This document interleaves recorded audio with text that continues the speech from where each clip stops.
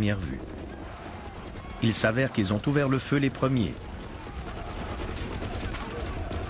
Et dans une scène d'une incommensurable infamie, on apprend soudainement que la petite fille qui nous a tant attendris, dont l'humanité et l'innocence ont fait fondre nos stéréotypes, ne vaut finalement pas mieux que les terroristes yéménites. Si bien que, quand Samuel L. Jackson nous livre la réplique clé « Il faut tuer ces enfoirés », on est d'accord.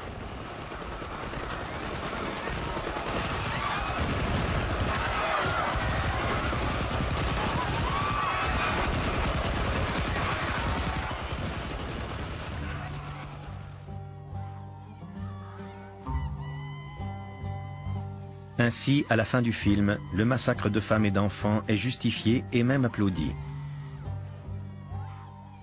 C'est un carnage, certes, mais un carnage légitime. Sergent Mac. Colonel. Contactez toutes les stations. Mission accomplie. Le film est dénué d'humanité. Et si les Arabes ne sont pas humains, que reste-t-il? Si nous ne pouvons éprouver d'empathie à leur égard, si nous les percevons comme des êtres différents, il est justifié de les tuer. N'est-ce pas ce qu'ils méritent?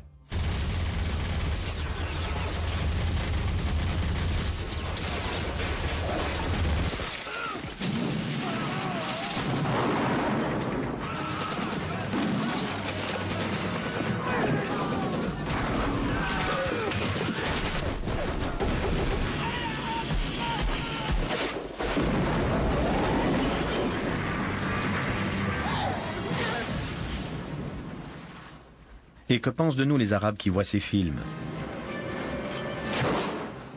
Car ils se louent 25 cents américains en Égypte. Quel effet produit sur ces gens des images où l'on voit des Américains tuer des Arabes? Cela rapproche-t-il les deux peuples? Ce genre de film contribue-t-il à créer un climat de paix ou à creuser davantage le fossé qui nous sépare?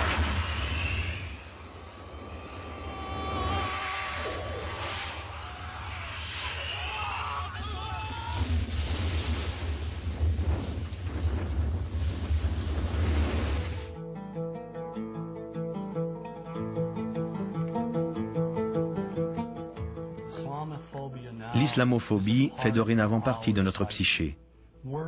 Des mots comme arabe ou musulman évoquent une menace. Et si les mots sont menaçants, qu'en est-il des images que nous voyons au grand et au petit écran?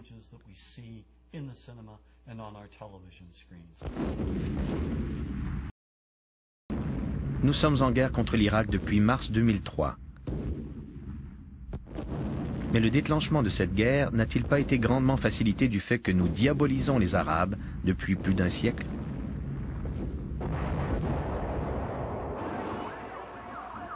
Sans compter les tragiques événements du 11 septembre, où 19 terroristes arabo-musulmans ont causé la mort de près de 3000 personnes. Mais au lieu de reconnaître que c'est le fait d'extrémistes marginaux, nous préférons croire que ces actes traduisent les intentions de 1,3 million de personnes.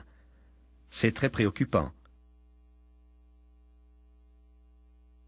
Pourtant, nous n'avons jamais considéré les membres du Ku Klux Klan comme des représentants de l'ensemble des chrétiens.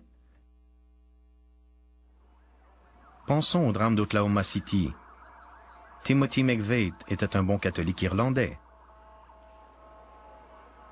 Quelqu'un a-t-il jamais affirmé que tous les catholiques... Personne n'a soufflé mot des croyances religieuses de McVeigh, ni de ses origines ethniques. Ces faits n'avaient aucune importance. Par contre, s'il avait été d'origine arabe ou arabo-américaine, son appartenance ethnique aurait été mise en relief. Rappelez-vous lorsque la nouvelle de l'attentat a pris d'assaut les ondes. Pratiquement tout le monde a émis des hypothèses sans détenir aucune preuve. A U.S. government source told CBS News that it has Middle East terrorism written all over it. The attack in Oklahoma City appears to have a familiar mark. This was done with the attempt to inflict as many casualties as possible. That is a Middle Eastern trait. The fact that it was such a powerful bomb in Oklahoma City immediately drew investigators to consider deadly parallels that all have roots in the Middle East. ABC News has learned that the FBI has asked the U.S. military to provide up to 10 Arabic speakers to help in the investigation. Le stéréotype est si répandu qu'il est devenu impossible à déceler, car nous avons tous grandi avec ces images. Prenons l'exemple de la télévision.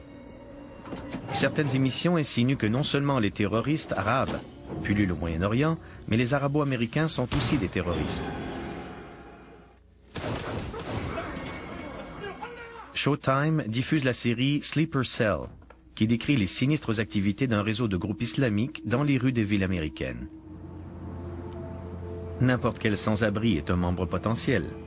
Et même les Arabes à l'apparence occidentale font partie de ce vaste complot contre les États-Unis. We're at war with America, period. And we're going to win that war by convincing enough Americans through the spread of fear, insecurity, and terror to change their ways. And the best way to teach that lesson is by attacking them where they live, work, and play. Cette paranoïa s'intensifie. Un simple tour d'horizon des chaînes religieuses les plus populaires en fournit la preuve. Islam, a religion of 2 billion members that's growing by 50 million people annually. Nearly every major terrorist network in the world is led by Islamic fundamentalists.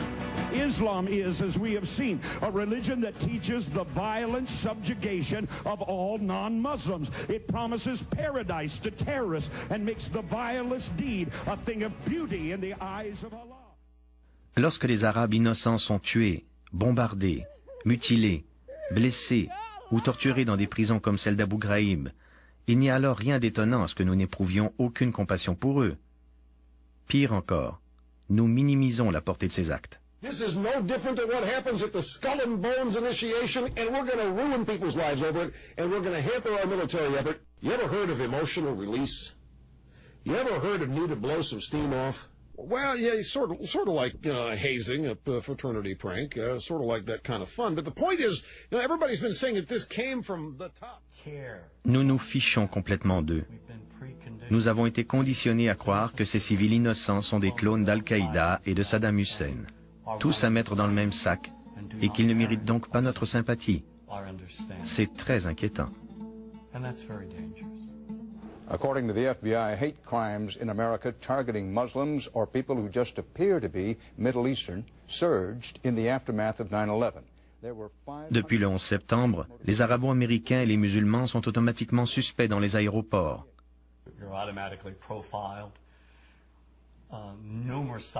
Des milliers de musulmans américains ont été arrêtés et détenus sans aucun procès. De nombreuses personnes, principalement des immigrants, ont perdu leur emploi. This college student who asked not to be identified says a recent meeting with police left him feeling like a criminal.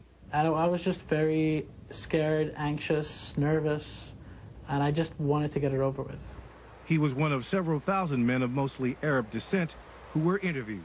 Je crois que cette vague de crimes haineux, de suspicions, d'arrestations témoigne une fois de plus du pouvoir du cinéma.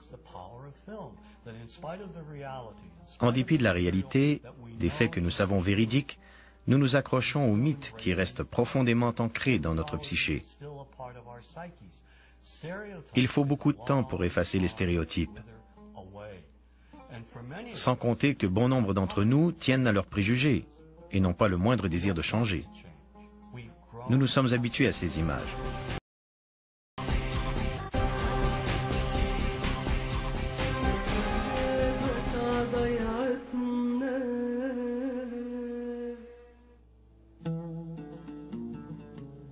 Qu'est-ce que les Arabes évoquent pour nous? Quelles images nous viennent en tête? Voyons-nous ces gens tels qu'ils sont, c'est-à-dire très semblables à nous malgré une réelle différence culturelle et géographique? Et quelle image avons-nous des femmes arabes? Des femmes qui rient, s'amusent et adorent leurs enfants. Des femmes qui travaillent à la maison, mais aussi à l'extérieur. Beaucoup de gens seraient étonnés d'apprendre que dans de nombreux pays arabes, les femmes sont majoritaires sur les campus. Et quelle est l'image médiatique des hommes arabes? Celle de pères aimants qui subviennent aux besoins de leur famille? Et les jeunes arabes sont-ils semblables dans notre esprit à n'importe quel autre adolescent dans le monde? Voyons-nous l'islam comme une religion intégriste qui cherche à dominer toutes les autres? Nous oublions que si la foi joue un rôle important dans la vie des Arabes, tout comme dans celle des Américains, une grande partie du monde arabe